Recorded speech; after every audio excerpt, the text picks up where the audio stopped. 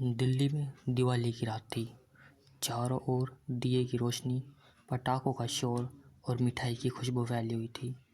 बच्चे खुश होकर इधर उधर भाग रहे थे और आसमान में रंग बिरंगी आतिशबाजी चमक रही थी। लेकिन उसी रात दिल्ली के एक छोटे से मोहल्ले में कुछ अजीब और डरावना होने वाला था। रोहन, एक 10 साल का नटखट लड़का, अपने दोस्तों के साथ खेल रहा था। अचानक उसकी नज़र एक पुराने खंडर जैसे घर पर पड़ी। घर के चारों तरफ अंधेरा था और वहाँ कोई रोशनी नहीं थी। रोहन ने अपने दोस्त साहिल से कहा, साहिल देखो, वो घर कितना डरावना लग रहा है। चलो एक बार अंदर जाकर देखते हैं। साहिल ने घर घबराते हुए कहा, अरे नहीं रोहन, सुना है उस घर में भूत है। लोग कहते हैं कि वहाँ रात को अजीब अजीब आवाज़ें आती हैं।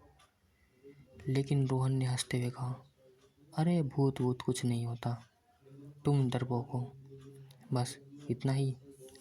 रोहन और उसके कुछ दोस्तों ने हिम्मत जुटाई और दीवार के अंदर कूदकर उस घर में घुस गए।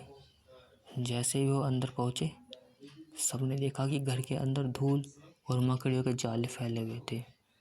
एक अजीब सी ठंडी हवा चल रही थी और दीवारों पर अजीब अजीब चित्र बने हुए थे। अचानक उनकी साड़ियों पर किसी ने चलने की आवाज़ सुनाई दी। सभी के चेहरे पर डर की लकीर खिंच गई।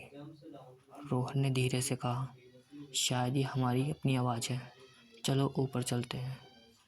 जब वे ऊपर पहुँचे तो उन्होंने देखा कि एक कमरा बंद था। कमरे के दरवाजे पर लाल रंग के निशान बने हुए थे। साहिल ने घबराकर कहा, रोहन हमें वापस चलना चाहिए, मुझे कुछ ठीक नहीं लग रहा।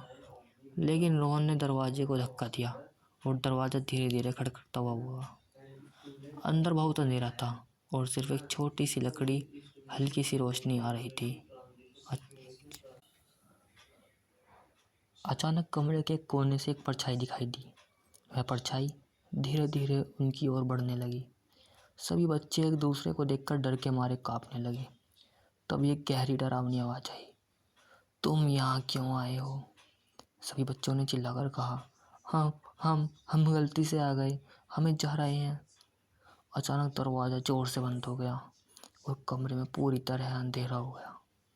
सभी बच्चे डर के मारे चिल्लाने लगे। तभी रोहन ने अपनी जेब से एक छोटी टॉर्च निकाली और उसे जलाया। जैसे ही टॉर्च की रोशनी कमरे में फैली, उसने देखा कि वह परछाई धीरे धीरे गायब हो रही थी। दरवाज़ा भी अचानक खुल गया।